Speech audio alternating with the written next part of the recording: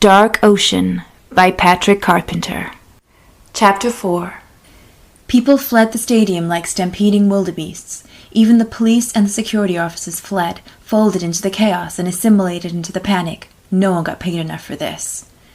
"Someone help us, please," Addie pleaded, waving her arms wildly at the errant crowd. As she tried to stop someone, she was rammed by a fleeing couple. Two more people pushed past her with such force that she was thrust into the wall of the stadium and nearly fell over. Somewhere a child was screaming for his mother. Addie whipped her phone out of her pocket, frantic and wondering why she hadn't done that already. The screen was cracked from her fall, but it still worked fine. As she dialed for an ambulance, Addie felt Alex behind her. "Come on, Addie, we have to get away from the building," he shouted. "Hello? What is your emergency?" Someone had picked up on the other line. "Hello?" Addie cried. "There's been a bombing. Someone bombed the stadium. My brother—" "Slow down. We are aware of the bombing. Who is hurt?" "My brother! His hands! He needs an ambulance!" "Okay, ma'am. Paramedics are already on the way. Stay calm and get away from the stadium." Of course, Addie thought. The same thing Alex had said. Alex always knew what to do. Why couldn't she have thought of that and gotten him to safety? Instead, she panicked like an idiot. They could have been to safety by now. She hung up the phone and assessed the crowd, which had mostly moved away from the stadium entrance by now and was stampeding up the street. "This way," Alex insisted, moving toward the clearing near the entrance Addie had just seen. Smart.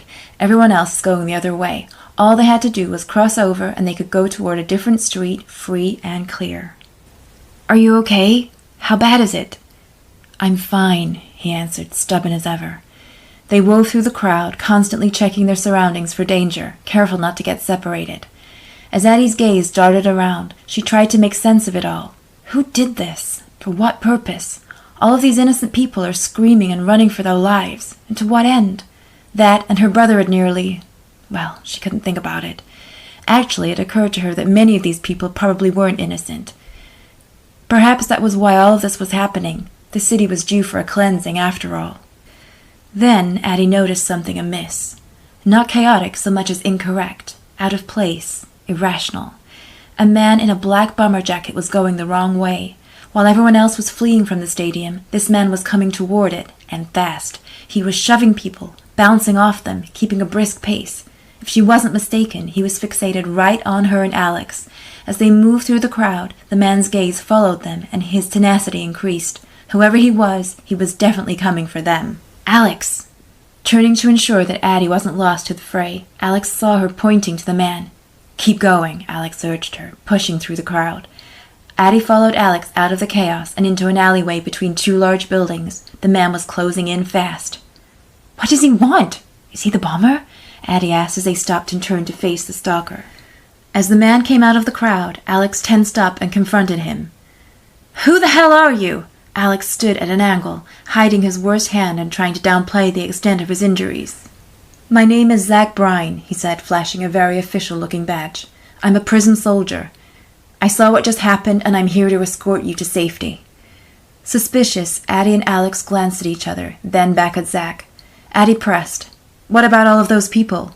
Something was very off here. As much as Addie wanted to get her brother to the hospital, she wasn't sure she was ready to trust this man, badge or no badge.